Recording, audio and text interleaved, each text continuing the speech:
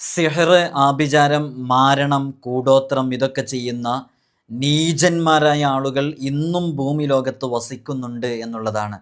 പലരുടെയും ജീവിതം സിഹർ കൊണ്ട് തകർന്നു പോയിട്ടുണ്ട്. പലരുടെയും കുടുംബജീവിതം തകർന്നിട്ടുണ്ട്. പലരും പാടെ നശിച്ച് മരണപ്പെട്ടു പോവുകയും ചെയ്തിട്ടുണ്ട് ശക്തമായ സിഹർ സംഭവിച്ച കാരണത്താൽ. കൂടോത്രക്കാരൻ ചില പ്രത്യേക മന്ത്രങ്ങൾ ഉരുവിടുകയും അതെഴുതി കെട്ടുകളിടുകയും ചെയ്യുന്നു. അയാൾ ഉദ്ദേശിക്കുന്ന ആളെ ദ്രോഹിക്കാൻ വേണ്ടിയാണ് ഇത്തരം മാരണ പ്രവർത്തനങ്ങൾ ചെയ്തുകൊണ്ടിരിക്കുന്നത്. അയാളെ ശാരീരികമായോ മാനസികമായോ ദുരിതത്തിലാക്കാനും ശത്രുത കൃത്യമായി അതിവ്യക്തമാക്കിയിട്ട് അയാളെ പരാജയപ്പെടുത്താനും വേണ്ടിയാണ് ഇങ്ങനെ ചെയ്യുന്നത്. ഇങ്ങനെ സിഹറിൻ്റെയും കൂടോത്രത്തിൻ്റെയും ആഭിചാരക്രിയത്തിൻ്റെയൊക്കെ പ്രവർത്തനം കാരണമായിട്ട് ഒരാളുടെ ബുദ്ധിക്ക് വരെ ഭ്രമമുണ്ടാക്കാനും അവർക്ക് കഴിയുന്നു. സിഹർ ചെയ്ത് ചിലരെ നിഷ്ഠുരമായിട്ട് കൊലപ്പെടുത്തുന്നു, രോഗികളാക്കി മാറ്റുന്നു, ഭാര്യ ഭർത്താക്കന്മാരെ തമ്മിൽ ഭിന്നിപ്പിക്കുന്നു. അവർ തമ്മിൽ ഐക്യത്തിലൂടെ ഐക്യത്തിലൂടെ ജീവിച്ചിരുന്ന ആ കുടുംബ ബന്ധത്തിനിടയിൽ വിള്ളലുകൾ പതിയെ പതിയെ വന്ന് അവർ ഡിവോഴ്സിലേക്ക് എത്തുന്നു.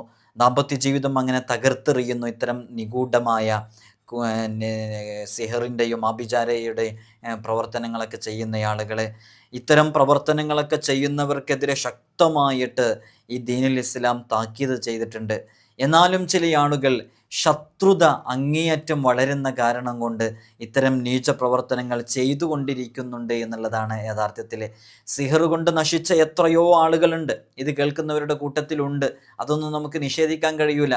ഒരു വസ്ത്രത്തിലേക്കോ ഒരു കഷ്ണം തുകലിലേക്കോ ഒക്കെ ചൂണ്ടിയിട്ട് കൂടോത്രം ചെയ്യുന്ന ആൾ, ആഭിചാരക്രിയ ചെയ്യുന്ന ആളൊക്കെ രഹസ്യമായിട്ടൊരു മന്ത്രം ഉരുവിട്ട് കഴിഞ്ഞാൽ അത് കീറിപ്പോകുന്നതും കത്തിപ്പോകുന്നതൊക്കെ സിഹറിൻ്റെയും അവർ അധീനപ്പെടുത്തിയ ഷെയ്ത്വാനിൻ്റെയും പിശാചിൻ്റെയും ഒക്കെ ശക്തി കൊണ്ടാണ്. അപ്പം അത്തരം പ്രവർത്തനങ്ങൾ ആടിൻ്റെയും ചെമ്മരിയാട് ഇതൊക്കെ നമുക്ക് ചരിത്രങ്ങളിൽ കാണാവുന്നതാണ്. ആടിൻ്റെയൊക്കെ ചെമ്മരിയാടിൻ്റെയൊക്കെ വയറ്റിലേക്ക് ചൂണ്ടിയിട്ട് അത് എന്താ കീറിപ്പിളരുന്നത് പോലെ ആംഗ്യം കാണിച്ചു കഴിയുമ്പോൾ അതങ്ങനെ ആ കുടൽമാലൊക്കെ പുറത്ത് കീറിയിട്ട് വരുന്നതൊക്കെ ചില ഇടങ്ങളിലൊക്കെ നമുക്ക് വായിക്കാൻ സാധിക്കുന്നതാണ്.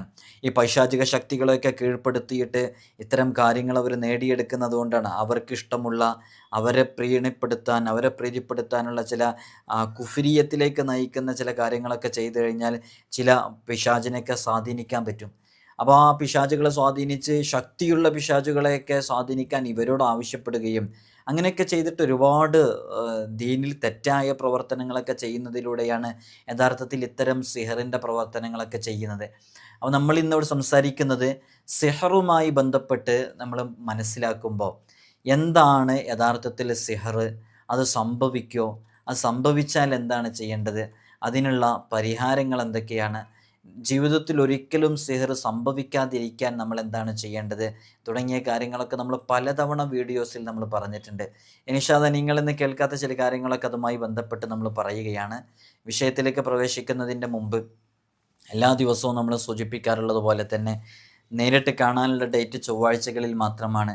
ചൊവ്വാഴ്ച നേരിട്ട് വരാൻ വേണ്ടി ബുക്ക് ചെയ്യാൻ വിളിക്കേണ്ടത് ഞായറാഴ്ച 10 മണിക്കാണ്. വിളിച്ച് ബുക്ക് ചെയ്തതിൻ്റെ ശേഷം മാത്രമാണ് വരേണ്ടതെന്ന് ഓർമ്മപ്പെടുത്തണം. പലരും വിളിക്കാതെ വരുന്നുണ്ട്, അതുകൊണ്ടാണ് നമുക്കിതൊക്കെ പറയേണ്ടി വരുന്നത്. ഇൻഷാ അല്ലാഹ് ഇവിടെ ലിസ്റ്റിൽ പേരുണ്ടായാലാണ് നമ്മൾ നോക്കുക.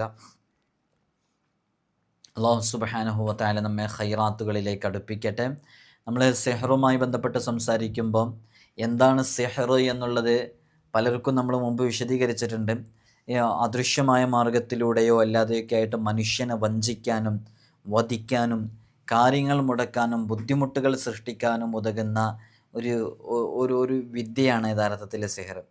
അത് മനുഷ്യനെ വൻ ചതിയിൽപ്പെടുത്താനും അവനെ വധിക്കാൻ വേണ്ടിയിട്ട്, കൊല ചെയ്യാൻ വേണ്ടിയിട്ട്, അവൻ്റെ ഓരോ കാര്യങ്ങളിലും മുടക്കം വരാൻ വേണ്ടിയിട്ട്, അവന് എന്തെങ്കിലുമൊക്കെ ബുദ്ധിമുട്ടുകൾ ഇങ്ങനെ സംഭവിച്ചുകൊണ്ടിരിക്കണം എന്നൊക്കെ കരുതിയിട്ടൊക്കെ നമ്മൾ ചില ആളുകൾ, ചില നിഷ്ഠൂരമായ ക്രൂരന്മാരായ ആളുകൾ, നീചന്മാരായ ആളുകൾ ചെയ്യുന്ന അത്തരം നീച ചിന്തകളിൽ നിന്നും വരുന്ന ചില പ്രവർത്തനങ്ങളാണ് യഥാർത്ഥത്തിൽ സിഹർ.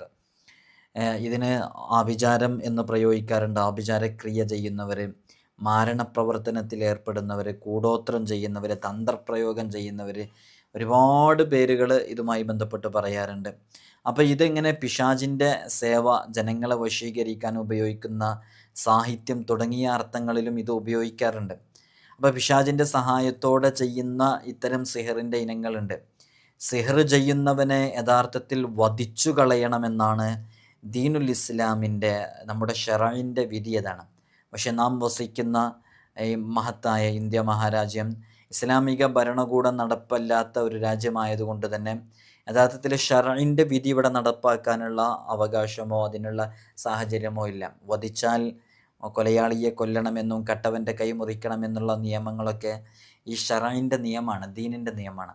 ആ ദീനിൻ്റെ നിയമങ്ങളൊക്കെ നടപ്പാക്കുന്നത് ഇസ്ലാമിക ഭരണകൂടം നിലവിലുള്ള സ്ഥലങ്ങളിലാണ്. നമ്മളെ ഇന്ത്യ എന്ന് പറയുന്ന ഒരു ഡെമോക്രാറ്റിക് രാജ്യമാണ് അല്ലേ. അതുകൊണ്ട് തന്നെ ഇവിടെ ആ രൂപത്തിലുള്ള നിയമങ്ങളാണ് നടപ്പിലാക്കി വരുന്നത്. അതാ അങ്ങനെ വരെ വിധിയുള്ള ഒരു ശക്തമായ നീച പ്രവർത്തനമാണ് സിഹർ എന്ന് പറയാൻ വേണ്ടിയിട്ടാണ് ഞാനിത് പറഞ്ഞത്, ഇവിടെ നടപ്പിലാക്കാൻ വേണ്ടിയിട്ടല്ല. അഥവാ അങ്ങനെ കൊല വരെ ഇങ്ങനെ ചെയ്യുന്ന സിഹർ ചെയ്യുന്നവർക്ക് കൊലപാതകം തിരിച്ച് വധിക്കലാണ് അതിനുള്ള ശിക്ഷ എന്ന് പറയുമ്പോൾ എത്രമേൽ ഗൗരവമുള്ളതാണ് സിഹർ എന്ന് പറയാൻ വേണ്ടിയിട്ടാണ് നമ്മളത് പറഞ്ഞത്. അപ്പോൾ സിഹർ എന്താണ്, അത് ഫലിക്കുമോ, അത് വെറുതെ ഒരു അന്ധവിശ്വാസമല്ലേ എന്നൊക്കെ ചോദിക്കുന്ന പല ആളുകളുമുണ്ട്. ചില ആളുകൾ അറിവില്ലാത്തത് കൊണ്ട് ചോദിക്കുന്നതാണ് സിഹർ സംഭവിക്കുക, അതൊക്കെ വെറുതെ പറയുന്നല്ലേ, അങ്ങനെയാണെങ്കിൽ അങ്ങനെ ഒന്നതുകൊണ്ട് ചെയ്യുക, ഇങ്ങനെ ഒന്ന് ചെയ്യാന്നൊക്കെ പറയാറുണ്ട്. എന്നാൽ സിഹർ ഫലിക്കും, അതിലാർക്കും ഒരു സംശയവും വേണ്ട. അത് വിശുദ്ധ ഖുർആനിലും തിരുസുന്നത്തിലൊക്കെ അതിന് കൃത്യമായ തെളിവുകൾ നിരവധിയുണ്ട്. മുത്തുനബി സല്ലല്ലാഹു അലൈഹി വസല്ലം തങ്ങൾക്ക് സിഹർ ചെയ്തത് ലബീദ് ബിനുൽ ആസം എന്ന് പറയുന്ന ജൂതനാണ് ഹബീബായ സല്ലല്ലാഹു അലൈഹി വസല്ലം തങ്ങൾക്ക് സിഹർ ചെയ്ത്. മുത്തുനബി സല്ലല്ലാഹു അലൈഹി വസല്ലം തങ്ങൾക്ക് സിഹർ ചെയ്ത സംഭവം സ്വഹീഹുൽ ബുഖാരി അടക്കമുള്ള നിരവധി ഗ്രന്ഥങ്ങളിൽ വന്നതാണ്. ദർവാൻ എന്ന് പറയുന്ന കിണറ്റിലായിരുന്നു ഹബീബായ സല്ലല്ലാഹു അലൈഹി വസല്ലം തങ്ങൾക്ക് അത് ചെയ്തു വച്ചിട്ടുണ്ടായിരുന്നത്. അള്ളാഹു മുത്തുനബി സല്ലല്ലാഹു അലൈഹി വസല്ലം തങ്ങൾക്ക് ഇത്തരം സിഹറിൻ്റെ ചതിയിൽ പെട്ടിട്ടുണ്ട് എന്നുള്ള വിവരം വഹയ് മുഖേനയാണ് അറിയിച്ചിട്ടുണ്ടായിരുന്നത്. മുത്തുനബി സല്ലല്ലാഹു അലൈഹി വസല്ലം തങ്ങൾ അലി ഇബ്നു അബി ത്വാലിബ് റളിയല്ലാഹു അൻഹു, അമ്മാർ ഇബ്നു യാസിർ റളിയല്ലാഹു അൻഹു എന്നീ 2 സ്വഹാബാക്കളെ വിട്ട് കിണറ്റിൽ നിന്ന് അതെടുപ്പിച്ചു എന്നുള്ളതാണ്. അങ്ങനെ അത് നശിപ്പിച്ചു, കിണറ്റിലാണ് അത് ചെയ്തു വച്ചിട്ടുണ്ടായിരുന്നത്. ഇത്തരം ആഭിചാരക്രിയ ചെയ്യുന്നവർ, കൂടോത്രം ചെയ്യുന്നവർ, മാരണപ്രവർത്തനത്തിൽ ഏർപ്പെടുന്നവർ, മറ്റുള്ളവനെ വധിക്കാനും കൊല്ലാനും അവൻ്റെ ജീവിതത്തിൽ പ്രശ്നങ്ങളും ബുദ്ധിമുട്ടുകളും പ്രയാസങ്ങളും ഉണ്ടാക്കാൻ, ഒരിക്കലും വിജയത്തിൻ്റെ പ്രകാശം കാണാതിരിക്കാൻ വേണ്ടി ഇങ്ങനെ മന്ത്രങ്ങൾ ഉരുവിടുകയും അത് എഴുതിക്കെട്ടുകയും അത് കെട്ടുകളിടുകയും അത് ചില പ്രത്യേക രൂപത്തിൽ കെട്ടുകളിടുകയും ചെയ്യുന്നു. അപ്പോൾ അയാൾ ഉദ്ദേശിക്കുന്ന ആളെ ദ്രോഹിക്കാനോ അല്ലെങ്കിൽ അയാൾക്ക് ശാരീരികമായോ മാനസികമായോ ദുരിതത്തിലാക്കാനോ ഇത്തരം ആളുകൾ മാരണപ്രവർത്തനങ്ങളിൽ ഏർപ്പെടുന്നു.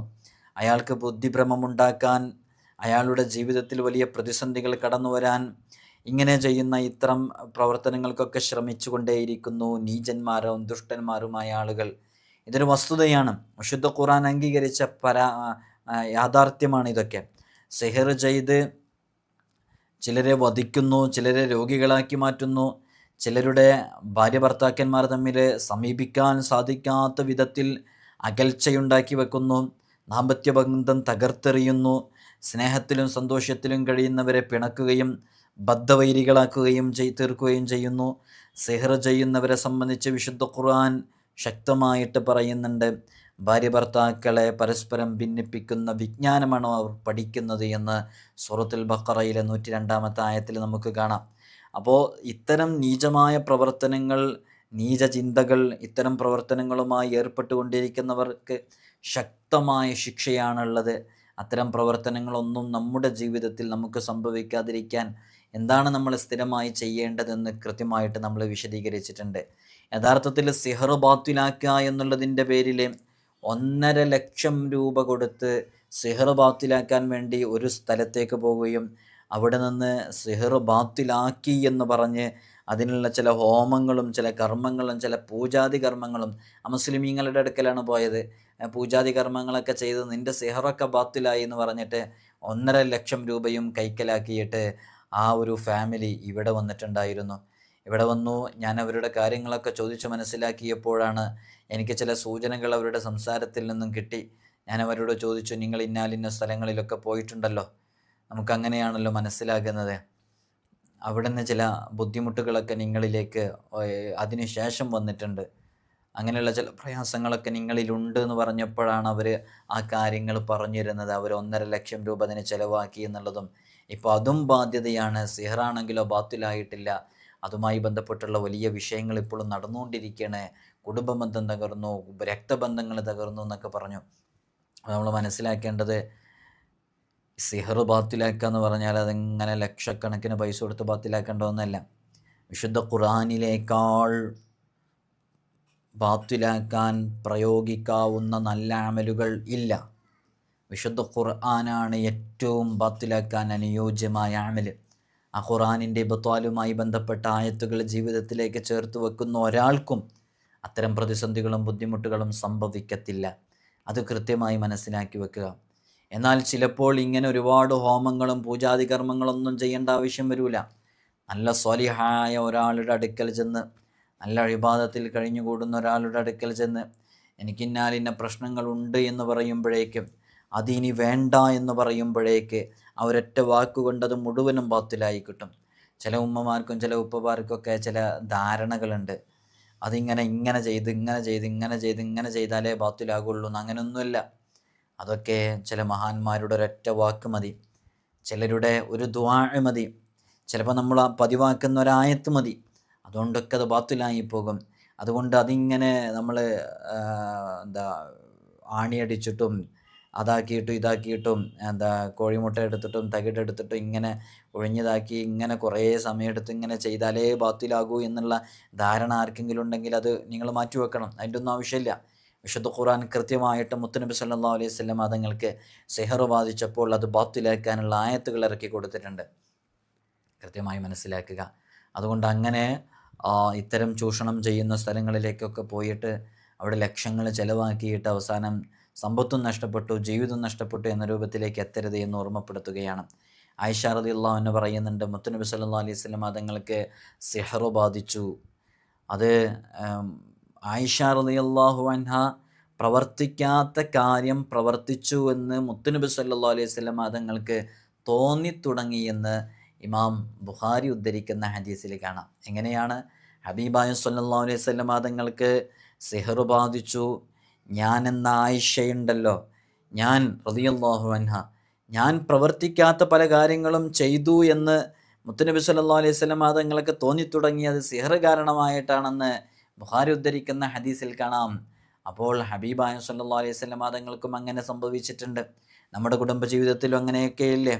പ്രത്യേകമായിട്ട് ഭാര്യ ഭർത്താക്കന്മാർക്കിടയിൽ സംഭവിക്കുന്ന സിഹ്ർ തഫ്രീഖ് എന്ന് പറയുന്ന ഒരു ഇനം പോലുമുണ്ട്. അതിനെക്കുറിച്ചൊക്കെ നമ്മൾ കൃത്യമായിട്ട് മുമ്പ് വിശദീകരിച്ചതാണ്. ഹാറൂത്ത് മാറൂത്ത് എന്നീ 2 മലക്കുകളെ അള്ളാഹു ബാബിലോണിയയിൽ നിയോഗിച്ചു. അവരാണ് സിഹ്റിൻ്റെ ഇത്തരം ഉപജ്ഞാതാക്കൾ. ഈ വിദ്യ പഠിപ്പിച്ചു കൊടുക്കുമ്പോൾ ഓരോരുത്തരുടെയും ആ മലക്കുകൾ തുറന്നു പ്രഖ്യാപിച്ചിരുന്നു, ഇത് സത്യനിഷേധിയായി തീരുന്ന വിജ്ഞാനമാണ്, ഒരിക്കലും ഇത് അഭ്യസിക്കരുതെന്ന്. എന്നിട്ടും നിർബന്ധിപ്പിക്കുമ്പോൾ മാത്രം അവർ അത് അഭ്യസിപ്പിച്ചിരുന്നുള്ളൂ. അങ്ങനെ അത് പ്രയോഗിച്ച് ഭാര്യ ഭർത്താക്കളെ ഭിന്നിപ്പിക്കാനും മറ്റും അവരത് പ്രയോഗിച്ചു കൊണ്ടേയിരുന്നു. അള്ളാഹുവിൻ്റെ അനുവാദമില്ലാതെ ഇത്തരം പ്രവർത്തനങ്ങളെ കൊണ്ടൊന്നും പ്രവർത്തിക്കാൻ കഴിയില്ല എന്നുള്ളത് യാഥാർത്ഥ്യമാണ്. അപ്പോൾ സിഹിറിൻ്റെ വിഭാഗത്തിൽ ഏറ്റവും കഠിനമായതുണ്ട്, ഏറ്റവും വളരെ മോശപ്പെട്ട രൂപത്തിൽ ചെയ്യുന്നതുണ്ട്, ഒരാളെ വധിക്കാൻ ചെയ്യുന്ന സിഹറുകളൊക്കെയുണ്ട്. നമ്മൾ മനസ്സിലാക്കേണ്ടത്, നമുക്കെന്തെങ്കിലും രോഗങ്ങൾ വരുമ്പോഴേക്ക്, നമുക്കെന്തെങ്കിലും ബുദ്ധിമുട്ടുകൾ വരുമ്പോഴേക്ക്, നമുക്ക് എന്തെങ്കിലും ഒരു പ്രയാസങ്ങൾ വരുമ്പോഴേക്ക് അത് സിഹറാണ്, അത് സിഹർ കൊണ്ടാണ്, അത് അവൾ ചെയ്തതാണ്, അത് അവന് ചെയ്തതാണ്, അത് അവരൊക്കെ ചെയ്യാൻ സാധ്യതയുണ്ടെന്ന് പറഞ്ഞ് ഒരാളെയും അടച്ചാക്ഷേപിക്കരുത്. കഴിഞ്ഞ ദിവസമൊക്കെ ഏതോ ഒരു യൂട്യൂബിൽ വീഡിയോ ഒക്കെ ചെയ്യുന്ന ഒരു ഫാമിലി വ്ളോഗൊക്കെ ചെയ്യുന്ന ഒരു ലേഡി വന്നിട്ട് പറയുകയുണ്ടായി, അവരുടെ വീഡിയോയിൽ പബ്ലിക് പ്ലാറ്റ്ഫോമിൽ വന്നിട്ട്, എനിക്ക് അവരാണ് സിഹർ ചെയ്തത്, ഞാൻ അവരെടുത്താണ് പോയത്, അങ്ങനെയാണ് പോയത്, ഇങ്ങനെയാണ് പോയത്, അവരാണ് എനിക്ക് പറഞ്ഞു തന്നത്. യഥാർത്ഥത്തിൽ ഇത് പറഞ്ഞു തന്നിട്ട് ചെയ്യുന്ന ഒരമലും ഫലിക്കില്ല എന്നുള്ളതാണ്. അത് കൃത്യമായിട്ട് മനസ്സിലാക്കണം. ഒരാൾ ഇന്ന ആളാണ് ചെയ്തതെന്ന് പറഞ്ഞിട്ട് കുടുംബം തെറ്റിക്കുന്ന, ഭിന്നിപ്പിക്കുന്ന എത്രയോ ആളുകളുണ്ട്. നമ്മുടെ ഇടയ്ക്കിലൊക്കെ പലരും വരുമ്പോൾ പറയാറുണ്ട്, പക്ഷേ എനിക്ക് സിഹർ ചെയ്തത് ഇന്ന ആളാണ്, എനിക്ക് അവിടുന്ന് ഇന്ന ആളാണ് പറഞ്ഞെന്ന്, മൂപ്പരാണ് ചെയ്തതെന്ന്. അതിനുശേഷം ഞാൻ ഒരു നോട്ടം വെച്ചിട്ടുണ്ട്, ഞാൻ തീരെ അവരോട് കോണ്ടാക്ട് ചെയ്യാറില്ല എന്ന് പറഞ്ഞാൽ കുടുംബം പോലും തെറ്റിച്ചളഞ്ഞ്. അത്തരം നീച പ്രവർത്തനങ്ങൾ ചെയ്യുന്നതിന് തുല്യമാണ് യഥാർത്ഥത്തിൽ ഇങ്ങനെ ചെയ്യുന്നതും. അപ്പോൾ അതിൻ്റെ ഒന്നും ആവശ്യമില്ല. നമുക്ക് അങ്ങനെയൊക്കെ സിഹർ ഒരാൾ ചെയ്യണമെന്നൊന്നുമില്ല. നമ്മുടെ ജീവിതത്തിൽ ചിലപ്പോൾ തടസ്സങ്ങളായിട്ടൊക്കെ പല തടസ്സങ്ങളും വരും. ആ തടസ്സങ്ങളൊക്കെ സംഭവിക്കാതിരിക്കാനും ഇത്തരം സിഹറുകളൊക്കെ ജീവിതത്തിലേക്ക് വരാതിരിക്കാനും വേണ്ടിയിട്ട് നമ്മൾ ചെയ്യേണ്ട ചില ആയത്തുകളും ഓതേണ്ടവയൊക്കെ ഉണ്ട്. അത് കൃത്യമായിട്ട് നമ്മുടെ ജീവിതത്തിൽ പകർത്തിയാൽ തന്നെ ഇത്തരം വിഷയങ്ങളെ തൊട്ടൊക്കെ നമുക്ക് വലിയ കാവൽ ലഭിക്കാൻ കാരണമാകുന്നതാണ്. അപ്പോൾ സിഹറുമായി ബന്ധപ്പെട്ട് വളരെയധികം പ്രയാസങ്ങൾ അനുഭവിക്കുന്നവരുണ്ട്. സിഹർ കൊണ്ട് പലതും സംഭവിപ്പിക്കാൻ കഴിയും, പല പ്രവർത്തനങ്ങളും ചെയ്യാൻ കഴിയും. ഒരു വസ്ത്രത്തിലേക്ക്, ഒരു കഷ്ണം പേപ്പറിലേക്ക്, അല്ലെങ്കിൽ ഒരു മെറ്റീരിയലിലേക്ക് ചൂണ്ടിയിട്ട് സിഹർ ചെയ്യുന്നയാൾ അവർ എന്തെങ്കിലും മാരണപ്രവർത്തകരൻ അതിനു വേണ്ടിയിട്ട് എന്തെങ്കിലും ചെയ്യുകയോ അല്ലെങ്കിൽ അവർ ചൂണ്ടിയിട്ട് എന്തെങ്കിലും ഒന്ന് പറയുകയോ ഒക്കെ ചെയ്താൽ ആ ഒരു വസ്തു അത് പകുതിയായിട്ട് പിളരുകയും അല്ലെങ്കിൽ എന്താണ് അതുകൊണ്ട് ഉദ്ദേശിച്ചത് സംഭവിക്കും, നടക്കുകയൊക്കെ ചെയ്യും. ഇതൊക്കെ സംഭവിപ്പിക്കുന്നത് എങ്ങനെയാണ്? അവർ പൈശാചികമായ ചില ശക്തികളെ സ്വാധീനിക്കുന്നുണ്ട്, അവരെ പ്രീതിപ്പെടുത്താനുള്ള കാര്യങ്ങൾ ചെയ്യുന്നുണ്ട്. രക്തവുമായി ബന്ധപ്പെട്ടത് ഇങ്ങനെയുള്ള പല പ്രവർത്തനങ്ങളും അവർ ചെയ്തുകൊണ്ടേയിരിക്കുന്നുണ്ട്. അത്തരം പ്രവർത്തനങ്ങൾ കാരണമായിട്ടാണ് ചില ഭാഗങ്ങളിലൊക്കെ നമുക്ക് വായിക്കാൻ പറ്റും, ഈ ചെമ്മരിയാടിൻ്റെയൊക്കെ വയറ്റിലേക്ക് ചൂണ്ടിയിട്ട് ചിലപ്പോൾ അങ്ങനെ പറഞ്ഞ സമയത്ത് ഇങ്ങനെ കുത്തിയിട്ട് കീറുന്ന പോലെ അതിനെ ആക്ഷൻ കാണിച്ചപ്പോൾ അതിൻ്റെ കുടൽമാല പുറത്തേക്ക് വന്ന് ചാടുകയും അതേപോലെ തന്നെ അത് നിലത്ത് വീണ് ചാവുകയൊക്കെ ചെയ്ത സംഭവങ്ങളൊക്കെ നമുക്ക് കാണാൻ സാധിക്കുന്നതാണ്. അപ്പോൾ ഇതൊക്കെ എങ്ങനെയാണ് നേടിയെടുക്കുന്നത് വെച്ചാൽ പൈശാചിക ശക്തികളുണ്ട് ഈ ഭൂമി ലോകത്ത്. ആ പൈശാചിക ശക്തികളെ സ്വാധീനിക്കണം. അപ്പോൾ അവർക്ക് ചില കഴിവുകളുണ്ട്, അള്ള കൊടുത്ത കഴിവ് തന്നെയാണ്. അത് സ്വാധീനിച്ചിട്ട് അവർ വഴി അവരെ സ്വാധീനപ്പെടുത്തി അവർക്ക് ഇഷ്ടമുള്ള ചില കാര്യങ്ങളൊക്കെ ചെയ്ത് അവരെ വശീകരിച്ച് വശപ്പെടുത്തി അങ്ങനെ ചെയ്യുന്നതാണ്. ചില സാമാന്യക്കാരായ പിശാചുകളെ വശപ്പെടുത്താൻ വേണ്ടിയിട്ട് ശക്തിയേറിയ പിശാചുകളോട് ഇത്തരം ആളുകൾ അഭ്യർത്ഥന നടത്തുകയും ചെയ്യും. ചില പൈശാചിക ശക്തികളെയൊക്കെ ഹാജറാക്കിയിട്ട് സാന്നിധ്യം ഉണ്ടാക്കിയിട്ട് നേരെ ഇരുത്തിയിട്ട് അവരോട് ഇന്നാലിന്ന മൂർത്തിയുടെ ഇന്നാലിന്ന ശക്തിയുടെയൊക്കെ ഒരു ഇത് വേണം, സഹായം വേണം എന്ന് പറഞ്ഞ് ഇവരോട് ആവശ്യപ്പെടുകയൊക്കെ ചെയ്യും. യഥാർത്ഥത്തിൽ അങ്ങേയറ്റത്തെ കീഴ്വഴക്കത്തോടു കൂടി ചെയ്യേണ്ട ചില പ്രവർത്തനങ്ങളാണ് ഇതൊക്കെ. അത്തരം കീഴ്വഴക്കത്തോടു കൂടി ചെയ്യുന്ന ഇത്തരം പ്രവർത്തനങ്ങൾ യഥാർത്ഥത്തിൽ ഷിർക്കും കുഫറും വരുന്നത് കൊണ്ടാണ് ഈ സിഹറുമായി ബന്ധപ്പെട്ടുള്ള പ്രവർത്തനങ്ങൾ കുഫറിലേക്കും ഒക്കെ നയിക്കുന്നത് എന്ന് പറയുന്നത്. സിഹറുകൾ പല രൂപത്തിലുണ്ട്. സിഹറുമായി ബന്ധപ്പെട്ട് മനസ്സിലാക്കുമ്പോൾ രഹസ്യമായ കാരണങ്ങൾ മുഖേന ഒരു വസ്തുവെ മറ്റൊന്നായി അവതരിപ്പിക്കുന്ന സിഹറുകൾ, വാക്കും പ്രവൃത്തിയും ഒക്കെ ഇതിൽ പെടും. ആടിനെ പട്ടിയാക്കി മാറ്റുന്ന വാചാലത വാക്കിൻ്റെ ഉദാഹരണമാണ്. ചില ആളുകളൊക്കെ വാചാലമായിട്ട്, ഇതൊക്കെ പലർക്കും അനുഭവം ഉണ്ടാവും. നമ്മൾ ഉദ്ദേശിച്ചൊരു കാര്യം ഉണ്ടാവും, അത് അയാളോട് പറയണമെന്ന് കരുതിയിട്ടായിരിക്കും വന്നിട്ടുണ്ടാവുക. പക്ഷെ അയാൾക്ക് ആ ഉദ്ദേശം ഉണ്ടാവില്ല, അയാൾക്ക് അതിൻ്റെ ഓപ്പോസിറ്റാണ് പറയേണ്ടി വരിക. നമുക്ക് കൃത്യമായി ബോധ്യപ്പെട്ട ആ വിഷയത്തിൽ നമ്മളോട് അയാളിങ്ങനെ സംസാരിക്കുമ്പോൾ അയാളൊരു ആടിനെ പട്ടിയാക്കുന്ന രൂപത്തിൽ സംസാരിച്ച് നമ്മളങ്ങ് കീഴ്പ്പെടുത്തി. അങ്ങനെ കീഴ്പ്പെടുത്തിയിട്ട് നമ്മളൊരിക്കലും മാറ്റില്ല എന്ന് കരുതിയ ആ വാദം ഉണ്ടല്ലോ, ആ വാദം മാറ്റിയിട്ട് നീ പറഞ്ഞതാണ് ശരി എന്ന് പറയുന്ന അവസ്ഥയിലേക്ക് നമ്മളെത്തും. ആ രൂപത്തിൽ വാക്കുകളുമായി ബന്ധപ്പെട്ട് നടത്തുന്ന ഇത്തരം സിഹറിൻ്റെ പ്രവർത്തനങ്ങളുണ്ട്. അതേപോലെ തന്നെ പല രൂപത്തിലും റബ്ബർ ബന്ധ് മാമ്പഴമാണെന്ന് വരുത്തുന്ന പ്രവൃത്തിയും, ആഭിചാരം, മാരണം, വശീകരണം, കൺകെട്ട്, ഇല്ലാത്തതിനെ ഉള്ളതായിട്ട് കാണിക്കുക, പിശാച് സേവ, തന്ത്രപ്രയോഗം, ആളുകളെ വശീകരിക്കാൻ ഉപകരിക്കുന്ന സാഹിത്യം, ഇതൊക്കെ സിഹറിൻ്റെ പരിധിയിൽ വിടുന്നതാണ്.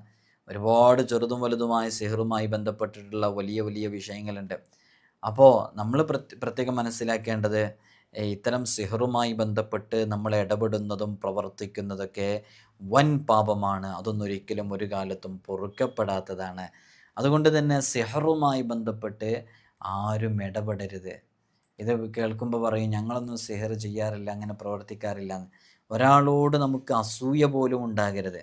അതൊക്കെ അയാൾക്ക് ബുദ്ധിമുട്ടാകുന്ന രൂപത്തിലേക്കൊക്കെ പലപ്പോഴും എത്താൻ കാരണമാകും എന്നുള്ളത് കൊണ്ടാണ് അത്തരം പ്രവർത്തനങ്ങളിലേക്കൊന്നും നമ്മൾ ഇറങ്ങരുത്. നമ്മൾ വളരെയധികം ശ്രദ്ധിച്ച് കാര്യങ്ങൾ മുന്നോട്ട് കൊണ്ടുപോകണം. അപ്പോൾ നമുക്ക് അല്ലാഹു സുബ്ഹാനഹു വ തആല വലിയ വിജയം നൽകും. സൂത്രപ്രയോഗത്തിലൂടെ ചപ്പടി വിദ്യകളിലൂടെയൊക്കെ സംഭവിക്കുന്ന ചില കാര്യങ്ങളൊക്കെ ചിലപ്പോൾ നമുക്ക് സിഹറായിട്ടൊക്കെ തോന്നും. അതിൽ വാസ്തവമില്ല. അത് കൺകെട്ടാണ് യഥാർത്ഥത്തിൽ. ജാലവിദ്യക്കാർ, മാജിക് ചെയ്യുന്നവർ ഈ അർത്ഥത്തിലും സിഹർ എന്നുള്ള പദം ഉപയോഗിക്കാറുണ്ട്. അതൊക്കെ വിശുദ്ധ ഖുർആനിൽ വന്നതാണ്. ആ മൂസ നബി അലൈഹി സ്വലാത്തു വസ്സലാമിൻ്റെ പ്രതിയോഗികൾ കൊണ്ടുവന്ന കൺകെട്ട് വിദഗ്ധരെ സംബന്ധിച്ച് വിശുദ്ധ ഖുർആൻ പറയുന്നത് സഹറു അയുനന്നാസ്, അവർ ജനങ്ങളുടെ ദൃഷ്ടികളെ കെട്ടിക്കളഞ്ഞു എന്നർത്ഥത്തിന്, ഒരു അവരെ വിദ്യ പ്രയോഗിച്ചു എന്ന അർത്ഥത്തിന് അവിടെ പ്രയോഗിക്കാറുണ്ട്. അപ്പോൾ എങ്ങനെ എന്നിട്ട് ഫൈദ ഹിബാലുഹും വഅസിയുഹും യുഹയ്യലു ഇലൈഹി മിൻ സിഹ്രിഹിം അന്നഹ തസ്ആ, അവർ ചെയ്യുന്ന ഇത്തരം മാജിക്ക് കാരണം, ജാലവിദ്യ കാരണം മൂസാ നബി അലൈഹി സ്വലാത്തു വസ്സലാമും ഫിറൗനിൻ്റെ സംഘവും കൂടിയിട്ട് ഇങ്ങനെ ഒത്തുകൂടിയിരിക്കുന്ന സമയത്ത് അവരുടെ കയ്യിലുള്ള കയറുകൾ, അതേപോലെ തന്നെ വടികൾ, ഇതൊക്കെ ഇട്ടു. അപ്പോൾ വടികളൊക്കെ ഇട്ടപ്പോൾ അതിങ്ങനെ ഇഴഞ്ഞു പോകുന്നതായിട്ട് തോന്നി. സൂറത്തു ത്വാഹയിൽ 66-ാമത്തെ ആയത്തിൽ കാണാം.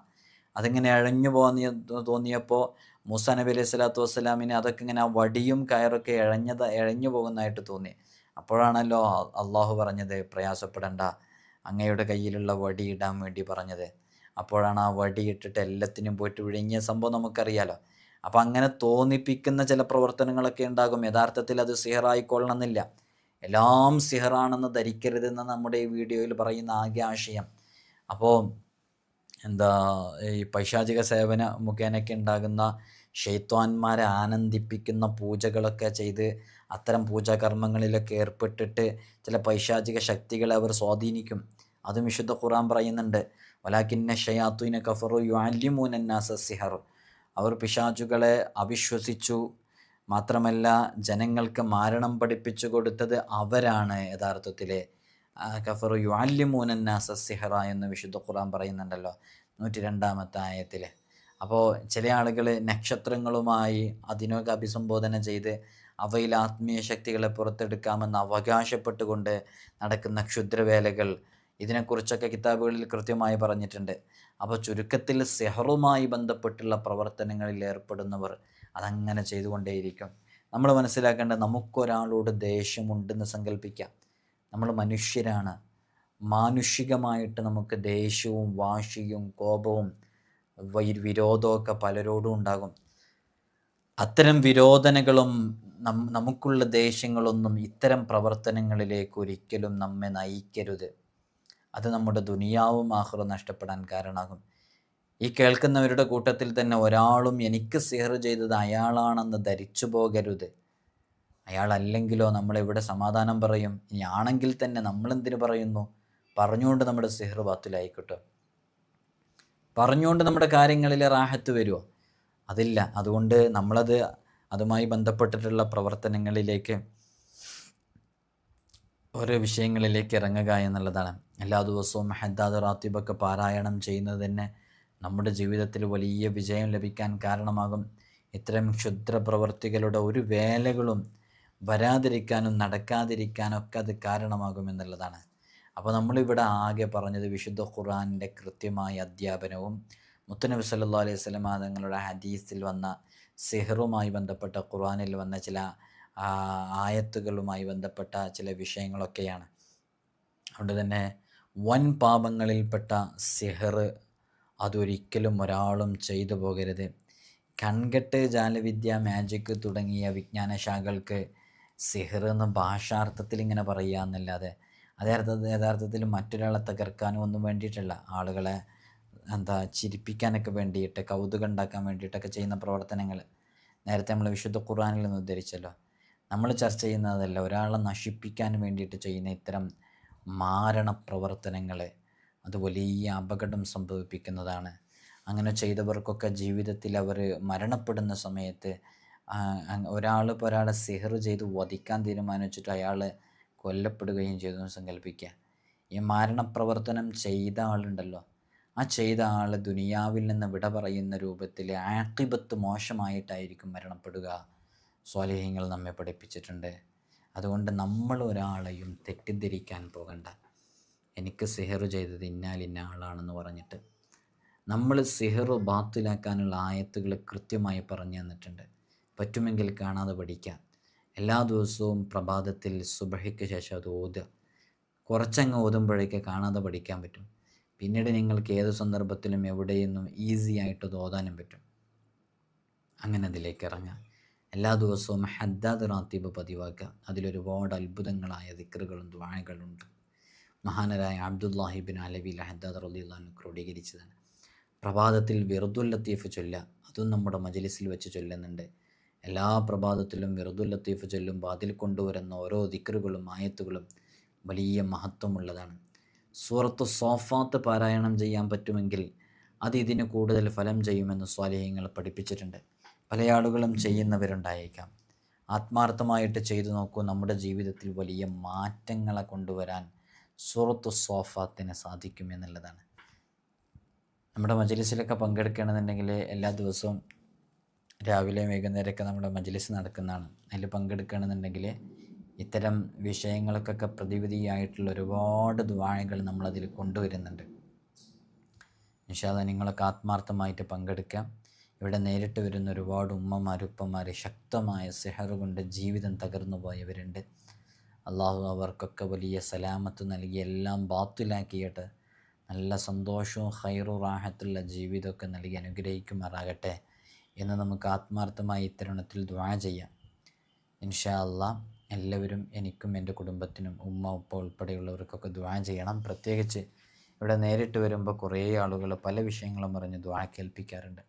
അവർക്കൊക്കെ വേണ്ടിയിട്ട് നമ്മളെപ്പോഴും പറയാറുള്ള വാക്ക് ദുആ ചെയ്യുമെന്നുള്ളതാണ്. ആ ദുആ നിങ്ങളും അവർക്ക് വേണ്ടി ഉൾപ്പെടുത്തുക.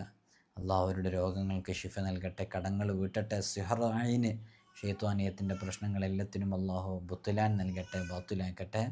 നല്ല സന്തോഷദായകമായ ജീവിതം നയിക്കാൻ, ശിഷ്ടകാലം റബ്ബിന് ഇഷ്ടപ്പെടുന്ന രൂപത്തിൽ ജീവിക്കാനുള്ള തൗഫീഖ് നൽകി അനുഗ്രഹിക്കുമാറാകട്ടെ. അസ്സലാമു അലൈക്കും വറഹ്മത്തുള്ളാഹി.